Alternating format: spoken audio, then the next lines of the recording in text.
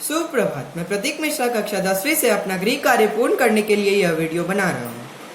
बड़े भाई साहब कहानी मुंशी प्रेमचंद द्वारा रचित है। इस कहानी में बड़े भाई साहब अपने छोटे भाई साहब को संभालते हुए अपना कर्तव्य निभाते हैं। बड़े भाई साहब और छोटे भाई में 5 साल का फर्क था। वो दोनों भाई अब हॉस्टल में अकेले रहते थे और सारी जिम्मेदारियां बड़े भाई पर ही थी। बड़ा भाई हमेशा पढ़ता रहता था, हमेशा उनके आगे किताब खुली रहती थी। अगर वो बोर होते तो कॉपी या पेन से वो चिड़िया या कुछ हास्य प्रकार की प्रवृत्तियां बनाने लगते। और अगली ही और छोटे भाई साहब तो अपनी ही धुन में मगन रहते थे।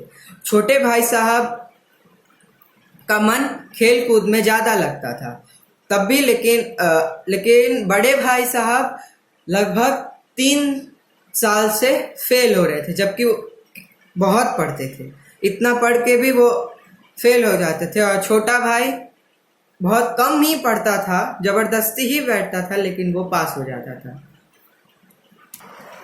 बड़े भाई साहब लगभग बहुत दिन से फेल हो रहे थे। उनकी फेल होने की वजह उनको भी नहीं पता थी। ऐसे ही फेल होते होते छोटा भाई उनके बराबर तक पहुंच गया। उनके बराबर तक पहुंचने के बाद छोटे भाई को घमंड हो गया था कि मैं बड़े भाई से बड़ा हूं। लेकिन बड़े भाई को थोड़ा थोड़ा इतना आभास होने लगा था कि मेरा छोटा भाई उसका इज्जत करना कम हो गया है। तभी एक दिन बड़े भाई साहब ने छोटू को पकड़ लिया और उन्होंने पकड़ते हुए उन्होंने कहा कि तुम खेलकूद पर से अपना ध्यान हटाओ। तुम अपना खेलकूद पर ही ध्यान मत लगाए रखो, पढ़ने पर भी ध्यान दो, चलो पढ़ने बैठो। वही उसे जबरदस्ती पढ़ाते थे, उसी की वजह से वो पास हो जाता था। लेकिन बड़े भाई साहब तब भी फेल होते ही रहे। उसके बाद एक दिन छोटा भाई पतंग उड़ा रहा था। पतंग उड़ाते समय वो पतंग लूटने भाग ही रहा था। वैसे ही बड़े भाई साहब उनके आगे में प्रकट हो गए और उन्होंने उनसे कहा कि छोटे भाई, तुम्हें मेरी तो कोई कदर ही नहीं है।